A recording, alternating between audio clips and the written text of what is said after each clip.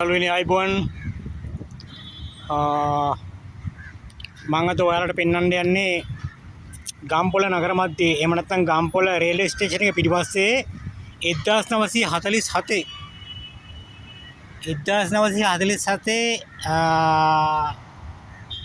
හදාපු ගම් වතුර මට්ටම් පෙන්වන කණුව. ගම්පොළ නගරයට අතීතයේ සිට මේ දක්වා ඒ ගම් වතුර ගහන ආකාරය පෙන්වන එකේ ලෙවල් එක පෙන්වන මේ මට්ටම පෙන්වන කණුවක් හදලා තියෙනවා. ඒක තියෙන්නේ රේල්වේ ස්ටේෂන් එක පිටිපස්සේ. මේ තියෙන්නේ කණුව. මේ කණුවේ අර එක එක වර්ෂවල ගම් වතුර පැවතුණු මට්ටම් තිබුණේ අර ලියලා තිබුණේ එහෙම නැත්නම් අර මීටර ගාන තිබුණ ස්ථාන පැහැදිලිව නැහැ. ඒවා ගැලවිලා ගිහිල්ලා මොකද ගොඩක් පරණයිනේ කණුව.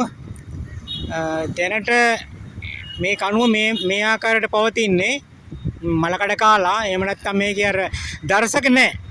ආවල් අවුරුද්දේ මෙච්චර මට්ටමක් ආවා, ආවල් අවුරුද්දේ මෙච්චර මීටර ප්‍රමාණයක් ආවා කියලා ඒකේ මට්ටම් පේන්නේ නැහැ.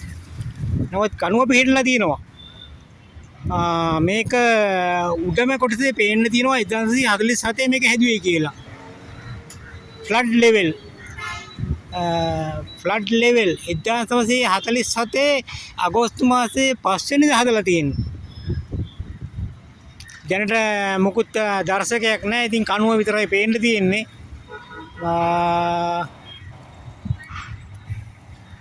මේ තියෙන්නේ රේල්වේ වේදිකාව.